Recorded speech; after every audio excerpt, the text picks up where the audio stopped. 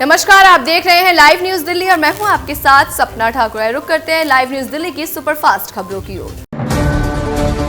दिल्ली में अगले साल होने वाले विधानसभा चुनाव से पहले दल बदलन का दौर शुरू हो गया है। शनिवार को सत्ताधारी आम आदमी पार्टी के कई नेता कांग्रेस पार्टी में शामिल हो गए। नेताओं ने दिल्ली कांग्रेस अध्यक्ष देवेंद्र यादव की मौजूदगी में पार्टी ज्वाइन की। चरखी दादरी मामले पर हरियाणा के मुख्यमंत्री नायब सिंह सैनी ने कहा कि मॉब लिंचिंग जैसी बातें सही नहीं है, क्योंकि गौरक्षा के लिए विधानसभा में सख्त कानून बनाया गया है और इस पर कोई समझौता नहीं किया जा सकता। मैं कहना चाहता हूं कि ऐसी घटनाएं होनी नहीं चाहिए और ये घटनाएं दुर्भाग्यपूर्ण है। जम्मू कश्मीर के गुरेज सेक्टर में फायरिंग की सुनाई दी आवाज। सूत्रों की माने तो सुरक्षा बलों ने घुसपैठ की कोशिश को नाकाम कर दिया। हालांकि इस संबंध में अभी आधिकारिक बयान आना बाकी है। नेशनल फॉरेंसिक के अध्यक्ष फारूक अब्दुल्ला ने शनिवार को यहाँ कहा कि भारत विविधता में एकता के लिए जाना जाता है और सरकारों को हर धर्म की रक्षा करनी चाहिए। ये बात असम विधानसभा द्वारा शुक्रवार को मुस्लिम विधायकों को दिए जाने वाले 2 घंटे के नमाज ब्रेक को खत्म करने के एक दिन बाद कही। अब्दुल्ला ने कहा कि कुछ भी स्थायी नहीं था और समय आने पर चीजें बदल जाएंगी। आरजीकर मेडिकल कॉलेज और अस्पताल बलात्कार और हत्या मामले पर टीएमसी के विरोध पर केंद्रीय मंत्री गिरिराज सिंह ने कहा, ममता बनर्जी राजनीतिक कालाबाजी की माहिर है। चोरी और सीनाजोरी ममता बनर्जी को इस्तीफा दे देना चाहिए।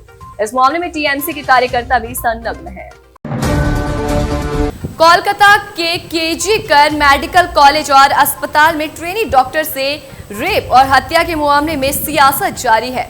एक तरफ जहां बीजेपी और तृणमूल यानी कि टीएमसी लगातार एक दूसरे पर जुबानी हमले बोल रही है, तो वहीं दूसरी तरफ दोनों ही एक दूसरे के विरोध प्रदर्शन भी कर रहे हैं। इसी कड़ी में अब बीजेपी के बंद के बाद टीएमसी ने सड़कों पर उतरने का फैसला किया है। टीएमसी ने केंद्र सरकार से ट्रेनी डॉक्टर से रेप केस में जल्द न्याय दिलाने और रेप केस में फांसी की सजा का कानून पास कराने की मांग को लेकर पूरे पश्चिम बंगाल में आज 31 अगस्त 2024 को विरोध प्रदर्शन करने का ऐलान किया। कोलकाता की मुख्यमंत्री ममता बनर्जी ने 2 दिन पहले ऐलान किया था कि 30 अगस्त को टीएमसी के समर्थक छात्र प्रदर्शन करेंगे, जबकि 31 अगस्त को पार्टी के कार्यकर्ता और नेता हर ब्लॉक में प्रोटेस्ट करेंगे। दूसरी तरफ 1 सितंबर 2024 यानी रविवार को टीएमसी का महिला मोर्चा भी प्रदर्शन करेगा। ममता बनर्जी की केंद्र सरकार से मांग है कि देश में रेप के खिलाफ सख्त कानून बने। उन्होंने कहा था कि वो विधानसभा में ऐसे कानून लाएंगी जिससे रेप केस में पीड़िता को 10 दिन में न्याय मिलेगा और अगर बिल को राजभवन में पारित नहीं किया तो वहां भी प्रदर्शन किया जाएगा। इन सबसे अलग अब केंद्रीय महिला एवं बाल विकास मंत्री अन्नपूर्णा देवी ने पश्चिम बंगाल की मुख्यमंत्री ममता बनर्जी के दूसरे पत्र का जवाब दिया है, जिसमें बलात्कार और हत्या जैसे जघन्य अपराधों पर सख्त कानून और अनुकरणीय सजा की मांग की गई है। अन्नपूर्णा देवी ने अपने जवाब में कहा, पश्चिम बंगाल में फास्ट ट्रैक स्पेशल कोर्ट और विशेष पॉस्को कोर्ट की स्थिति के बारे में आपके पत्र में दी गई जानकारी के संबंध में मैं ये उल्लेख करना चाहूंगी कि कोलकाता उच्च न्यायालय से प्राप्त जानकारी के अनुसार पश्चिम बंगाल ने 88 फास्ट ट्रैक कोर्ट स्थापित किए हैं, जो केंद्र सरकार की योजना के तहत आने वाले फास्ट ट्रैक स्पेशल कोर्ट के सामने समान नहीं है। केंद्रीय महिला एवं बाल विकास मंत्री अन्नपूर्णा देवी ने जवाब में आगे लिखा, पश्चिम बंगाल में बलात्कार और पॉस्को के 48,600 के संबंधित लंबित हैं। वहीं आपको बता दें कि जो राज्य आवश्यकता के अनुसार विशेष पॉस्को कोर्ट का बलात्कार और पॉस्को दोनों मामले से निपटने वाले संयुक्त FTSC हो सकते हैं। जैसे कि देखा जा सकता है कि इस संबंध में आपके पत्र में दी गई जानकारी तथ्यात्मक रूप से गलत है और ऐसा लगता है कि ये राज्य की ओर से FTSC चालू करने में देरी को छिपाने की दशा में है।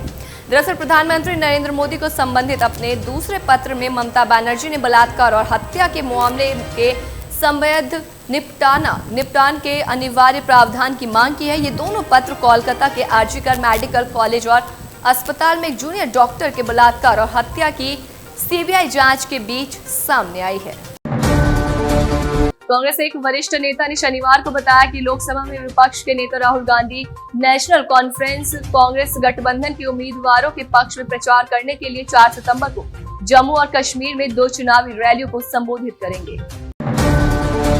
पीएम मोदी ने वीडियो कॉन्फ्रेंसिंग के जरिए 3 वंदे भारत ट्रेनों के उद्घाटन किया। इस दौरान उन्होंने कहा कि आज उत्तर से दक्षिण तक देश की विकास यात्रा में एक और अध्याय जुड़ गया है। आज से मदुरै, बेंगलुरु, चेन्नई, नागरकोविल और मेरठ, लखनऊ के बीच वंदे भारत ट्रेनों की सेवा शुरू हो रही है। वंदे भारत ट्रेनों का ये विस्तार, ये आधुनिकता, ये रफ्तार हमारे देश विकसित भारत के लक्ष्य की ओर कदम दर कदम बढ़ रहा है। झारखंड की राजधानी रांची में जेएमएम से निष्कासित नेता लोबिन हेम्ब्रम ने बीजेपी का दामन थामा। वे राज्य भाजपा प्रमुख बाबूलाल मरांडी और पूर्व सीएम चंपाई सोरेन की मौजूदगी में बीजेपी में शामिल हुए लोबिन हेम्ब्रम को इस साल की शुरुआत में जेएमएम से 6 साल के लिए निष्कासित कर दिया गया था। हरियाणा पंजाब के शंभू बॉर्डर पर रेसलर विनेश फोगाट ने मंच पर पहुंचकर किसान आंदोलन का किया समर्थन। इस दौरान उन्होंने कहा कि किसानों की मांगों को जल्द माना जाना चाहिए। Noida authority, greater Noida authority और यमुना अथॉरिटी के 9 अधिकारी सस्पेंड। नोएडा अथॉरिटी के 6 अधिकारी, यमुना अथॉरिटी के 1 और ग्रेटर नोएडा अथॉरिटी के 2 अधिकारी सस्पेंड किए गए। 3 अन्य अधिकारियों के खिलाफ जांच के आदेश दिए गए हैं। ट्रांसफर के बाद भी जमे बैठे थे। नई ज्वाइनिंग नहीं करने पर शासन ने कार्रवाई की है। जेल में बंद गैंगस्टर लॉरेंस बिश्नोई के इंटरव्यू मामले में देश की शीर्ष अदालत ने एक टीवी एंकर को राहत दी है।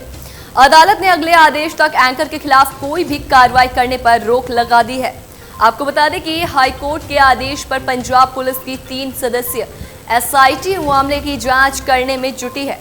वहीं सुप्रीम कोर्ट ने इस मामले में पंजाब सरकार और एसआईटी के प्रमुख प्रबोध कुमार को भी नोटिस जारी किया है। जानकारी के मुताबिक लॉरेंस बिश्नोई ने एक न्यूज चैनल के एंकर को मोबाइल फोन कर वीडियो इंटरव्यू दिया था। मुख्य न्यायाधीश डीवाई चंद्रचूड़ और न्यायमूर्ति जेबी पादरीवाला और न्यायमूर्ति मनोज मिश्रा की पीठ ने कहा कि अधिकारियों को बेनकाब करने के पत्रकार के इरादे के बावजूद कैदियों का साक्षात्कार करना जेल के नियमों का गंभीर उल्लंघन है। अदालत ने याचिकाकर्ता के वकील से कहा, एक निश्चित स्तर पर शायद साक्षात्कार चाहने वाले आपके मुवक्किल ने जेल के कुछ नियमों का उल्लंघन किया हो।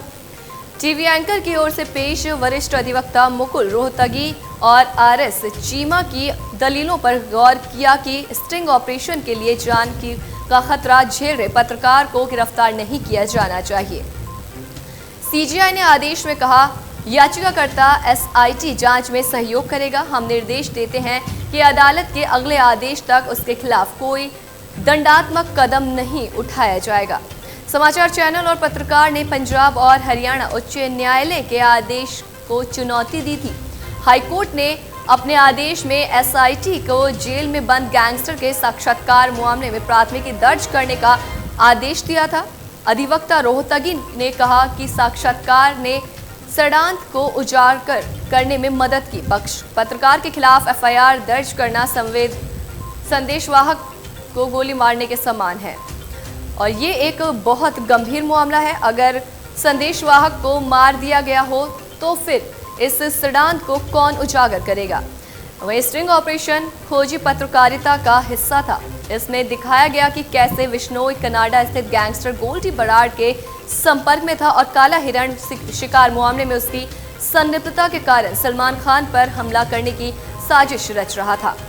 आपको बता दें कि पिछले साल मार्च में एक निजी टीवी चैनल ने लॉरेंस बिश्नोई के 2 इंटरव्यू चलाए थे।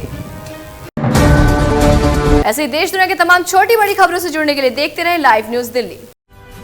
अभी सब्सक्राइब करें हमारे चैनल लाइव न्यूज दिल्ली को और साथ में बेल आइकन दबाना ना भूलें। Live news Delhi.